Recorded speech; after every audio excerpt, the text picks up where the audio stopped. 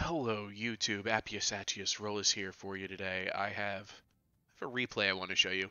This was sent into the Heir of Carthage Discord by none other than the Reptile King. And this is one heck of a battle. It's a 2v2. Lannister and Dog, representing Bretonnia and the High Elves, versus Reptile King and Battle Pig as Vampire Counts in Avalorn. No reptiles in either of these lineups, except for the General of the Vampire Counts. So let's just go ahead and jump right on into this.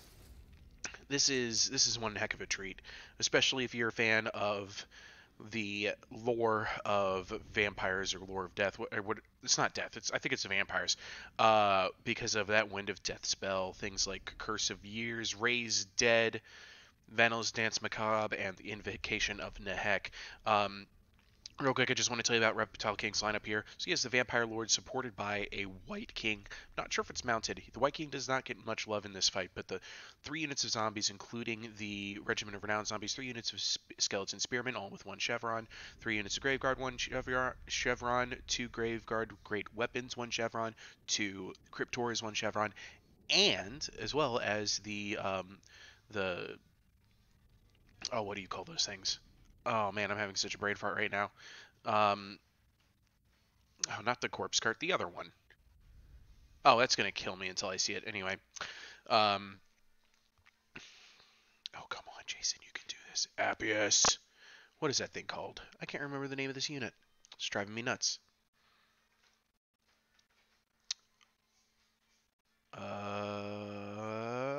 Okay, we're finally loading in. Windows was doing that little song and dance where it's telling me that the Warhammer 2 had crashed, but the name of that unit is the Mortis engine. Thank you, Appius. And he is supported, like I said, by Battle Pig here playing Avalorn with White Lines of Trace, a Tree Man taking advantage of Alariel's unique units. And I swear, the Tree Man actually looks very different for Avalorn. We're going to go into slow motion here. We also have more White Lines of Trace. We have plenty of Swordmasters of Hoeth, or is it just the 1 unit? Just, yeah, 2 units of Swordmasters of Hoeth, a line of Spearmen, and a few units, I think 2 of Lothern Seaguard, with a Noble on horseback, and of course the Elariel herself riding on her Great Eagle.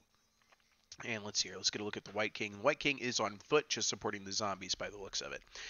There is one more treat that Avalorn has brought along, and that is a forward deployed Dryad who's going to try and stay hidden there for as long as possible. I don't think they were quite expecting that kind of deployment from the Bretonnian and High Elf players. Okay, so as you can see, they started up in the trees, wanting to hide their forces from scouting early on. Bretonnia has brought King Leon Leoncoeur on Beacus, and a unit of Royal Hippogriff Knights, and I like seeing that because they're usually so expensive people don't often pick them for multiplayer, but there could be space for them in large 2v2 or 3v3 or even 4v4 battles. 2 units of Silver Helms with shields, and let's see here, White Lions of Trace, 2 Lothern Sea Guards, 2 Sisters of Avalorn, interesting. Tyrion on his horse mount, supported by a Mage of Heavens on the horse mount as well.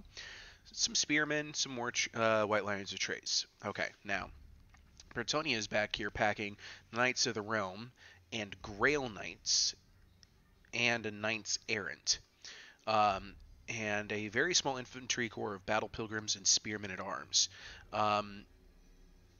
And he's already gone ahead and he's sending up these 2 units, thinking maybe he can get an assassination off on Elariel, which I would take, or maybe even off after the Vampire Lord. But then he sees coming out of the woods some archers, and he actually backs off of this engagement.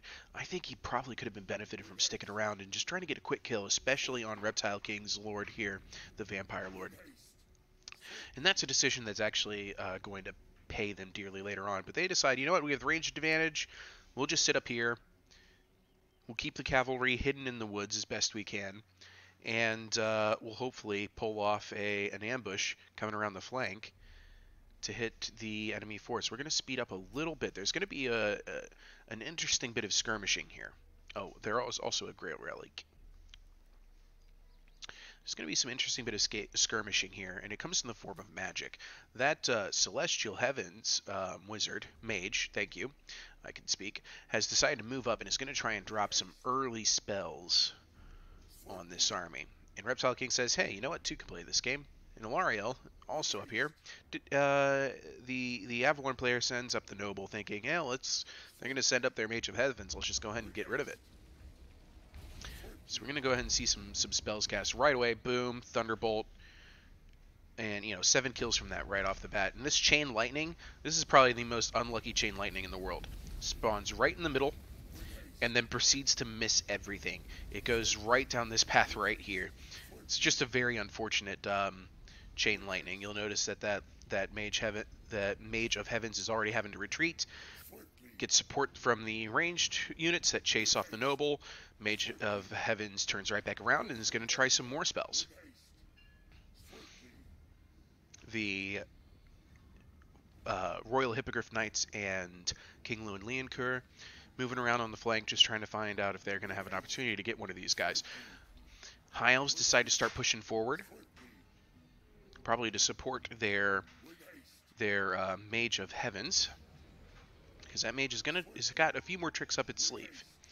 And you are about to see a Comet of Cassandora of epic proportions. But don't worry, everything he does is outshadowed. Look at that Spearman, 56, 70 health. In the woods. Zap. Almost, yeah, about 1,000 damage done just with one lightning bolt. And here comes a Comet of Cassandora. Right on top of this Lothern Seaguard here. See what kind of damage it does. Kaboom. Gone. Now, while the High Elf player was distracted with that, Wind of Death from Reptile King just turned 2 Sisters of Avalorn into mincemeat, and the 2 Lothern Sea Guards also gone. 0 kills. Actually, the Sisters have managed 10 kills somehow. 2 kills on that unit, but they're gone. Look at that death left in its wake. That little bit of skirmishing there, in the form of the Mage of Heavens, left the High Elf player completely unprepared for the Wind of Death. Normally you see that Wind of Death happen, once the battle line is formed and the 2 units have joined in battle, and right now you can tell the High Elf player sitting here going, okay, well now what? Oh, how about some fire spells? Gets a great corner of the Tithe and just really takes some damage out of them. I'm surprised it dealt that much damage to that unit, considering it only hit a flank of them. More units are revealed, and unfortunately, the High Elf player is retreating right into these Dryads. It's going to reveal their location just in time for this unit of Lothern Seaguard to return from routing. Bretonnia's going to go ahead and send its first unit of Knights around the corner and plow right through the Tithe zombies. And now, Reptile King and his Avalorn ally have the ranged advantage, and the battle is joined. They just go ahead and they're going to charge on in anyway. Reptile King keeps his Vampire Lord in the sky and is going to do this all day long on the Bretonnian High Elf player. There's a beautiful little Tempest summoned on the Royal Hippogriff Knights for minus 72% speed, but it's piddling damage. That's a very, very tough unit. It's gonna hold out through that just fine. Funny enough. Silverhelms gets around the flank, but Crypt Horrors are here to meet the challenge. And here's another unit of Crypt Horrors. They've already chased off this unit of Silverhelms with shields. So right now, Reptile King and Avalorn have all the tools they need. Here's a Skeleton Spearman. It's gonna have to dodge something coming down on it from the Celestial Wizard, and I think this is a misplaced Chain Lightning. I think you wanted to aim right about here, right in the middle of this engagement. Maybe save your units, save that Celestial Wizard, but it's probably too close to cast for the Celestial Wizard. Here comes the rest of the Bretonnian charge. They've already chased off the Dryads. Unfortunate for the Avalorn player. And this is a unit of Silverhelms that's about to get swamped. So the Bretonnian player sends in their aerial goon squad while they're working around the flank over here. And at first I'm thinking, well, this is not going to go well for the Vampire Lord. But then the Crypt Horrors and Spearmen and Zombies show up. The Zombies doing an excellent job of just soaking up the extra damage here. And look at this. All of a sudden, the battle turns against the Silverhelms. They're the ones who really are the target here. And the Hippogriff Knights and King Llewyn Leoncourt, they're going to have to abandon this because they're totally outnumbered and overwhelmed. The Cryptor is doing fantastic damage in this engagement. The Bretonnian Knights have made it around the flank now, and they're eking their way out of these skeleton spearmen with their knights errant. It's just not a good spot for them. And Reptile King has just so many units in place to protect the 2 units of Lothern Seaguard, but really that's not the killing power. As you can see, the Silverhelms of Shields have been routed over here. Llewyn Leoncourt and the Royal Hippogriff Knights get out. This unit of Silverhelms is getting thrashed by Crypt Horrors as well. Bretonnia, look at this. They charge in here, and they're thinking, okay, well, we're going to break through. We're going to deal some damage on the Lothern Seaguard. Lothern Seaguard, they have anti-large. The Spearmen are show up as well. They're like, okay, we're going to charge out the other way. Reptile King says, no way, we're closing that door on you. They close the door with a unit of zombies, and then look who gets to come right on in. Fresh from their encounter against the Silverhelms are the Crypt Horrors and the rest of the Vampire Count's infantry, and this unit of Grail Knights just gets evaporated. Look at that damage pile up, because it was just overextended, put in the wrong spot. Now, the Mortis Engine is eating the business end of Tyrion and the Mage of Heavens, and now the Sword Masters of Hoeth are coming in to try and support. But look at that. All of a sudden, another Grail Knight is gone. 64 kills, but just absolutely outmatched, outpowered. Whew, what a fight this turned into. And it was really as a result of just superior positioning and superior maneuvering. Here's another example of great use of zombies. He drops in another summons, locks in Tyrion, and then he sends in the Graveguard. Ilariel comes in as well. Even the Lord comes in, dives in on this, and Tyrion is now heavily outnumbered, outpowered. Victory is in our grasp. They try a last-ditch effort charge from the Knights Errant and the Knights of the Realm, regrouped, but this is it. There's really nothing left to be done. Even this disintegrating unit of Graveguard is getting damage against these Grail Knights. Hippogriff Knights and King Llewyn Leoncourt, not with very many options, and he spent the majority of the battle, I guess, going after targets they couldn't face, being chased on the ground by these Cryptors with, a decent speed of 50. Not enough to stay ahead of the curve. And then this tree man up here, 28 kills, just supporting the infantry almost the entire time. This is just a really straightforward battle, and that is going to be the end of it. Close victory, I don't think it was. I think after that Wind of Death, the writing was on the wall. That was just so many points that the high elf player lost. But I was really impressed with the use of zombies and Crypt Horrors to just trap and defeat the Bretonnian Knights, which was going to be a very tough thing for this army to face. So, well done. Well done indeed to Reptile King. Again, if you want to see replays like this, they get shared frequently on the Heir of Carthage Discord chat. 199 kills on the Vampire Count's Vampire Lord.